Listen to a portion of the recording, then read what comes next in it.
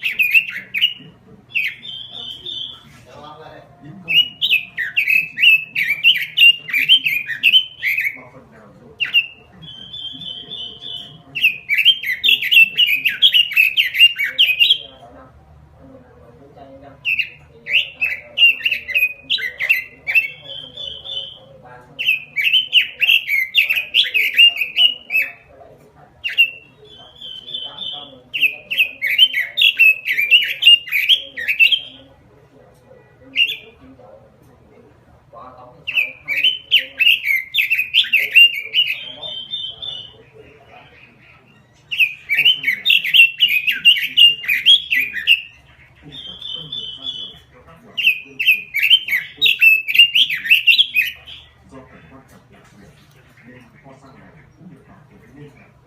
Nhưng càng khó và càng khiến các đặc công càng tùy quân của cảnh sát lên cao quyết tâm. Với lời thề chưa đốt cháy kho xăng, chưa trở về, đội trưởng đã bom bắt dẫn đầu chỉ huy anh em thực hiện đúng kế hoạch đã bàn lại.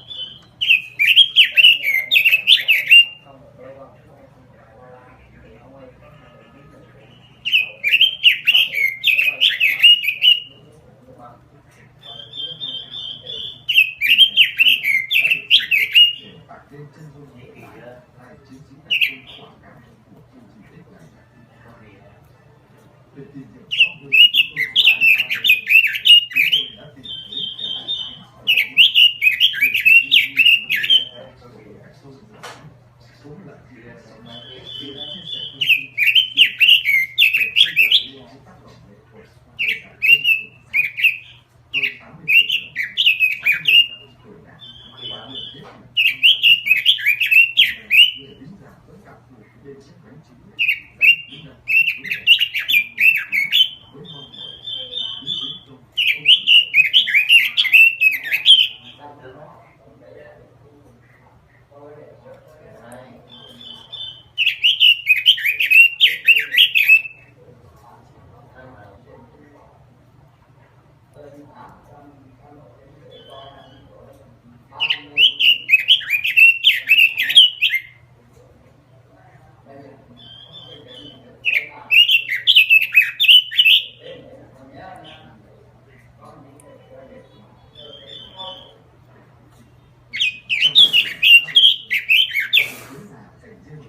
cần trưng bày những kỷ vật thời chiến trận của ông và những vận hành xưa cũ có mặt những đồng chí đồng đội người làm. Có lẽ với ông, những kỷ vật và ký ức không bao giờ phai nhạt để trên hành trình những mối quan điểm bên dòng người chính là những tài sản giá trị nhất của một đời vì dân vì nước.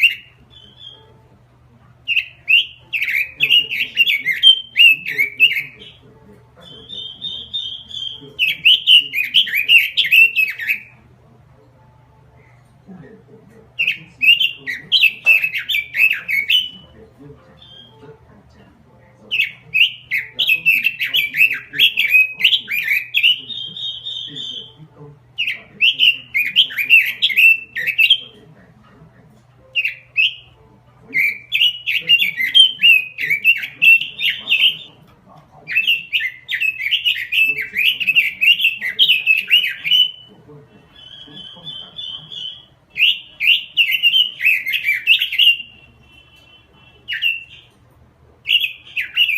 Một khu rừng rộng lớn ở Nguyên Sơn, lá cổ xanh chỉ cách thành phố Hồ Hà Nội khoảng tầm 50 km, mà tên họ đã trở thành rừng sát.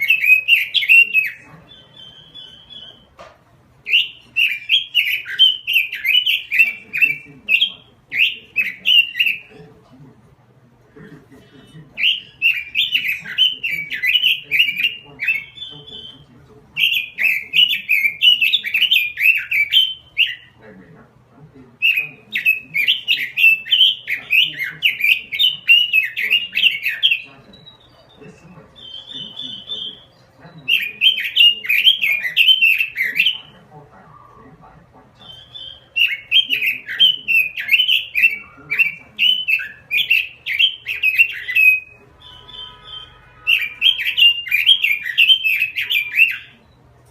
Dưới tán cây rừng sát, một không gian nhỏ ánh đèn đèn đến như chiếc phim băng sơn. Những láng nhỏ váy tại các phát ngôn là hồ trường, trà sáng, sân chỉ huy, nhà bảo vệ, nhà chế tạo vũ khí tự tạo, những căn hầm trú ẩn, thường liên minh bằng những con người đến từ những từ trên thân phóng nước.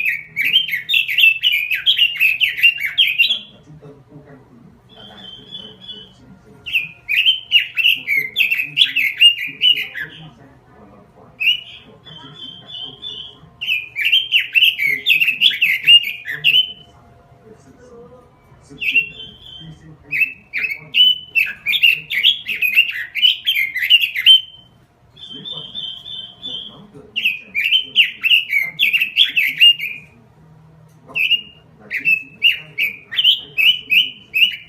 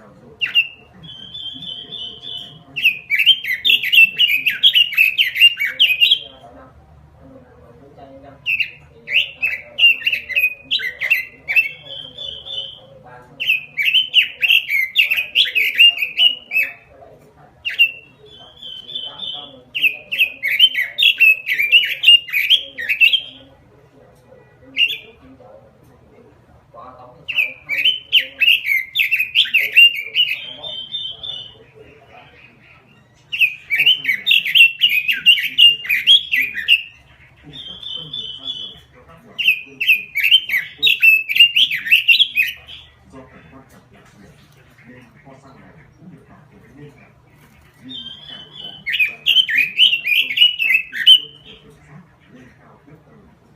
Với lời thề chưa đốt cháy bao giờ chưa trở về, đội trưởng đã có mặt dẫn đầu chỉ huy anh em thực hiện đúng kế hoạch đã bàn bạc.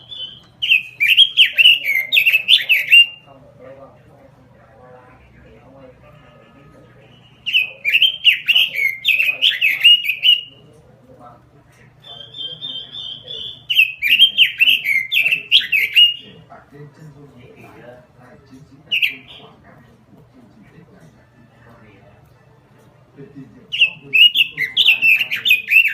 tôi đã tìm thấy kẻ đại tá ở nước để chỉ huy các số số là chia sẻ thông tin truyền cảm để xây dựng lên những tác động nghệ thuật về cả công của hơn 80 tuổi nữa, 65 tuổi đã và được hết mình tham gia cách mạng. Người lính già vẫn cảm phục lên chiếc bánh chính dành những năm tháng cuối đời với mong mỏi những chiến công không bị bỏ.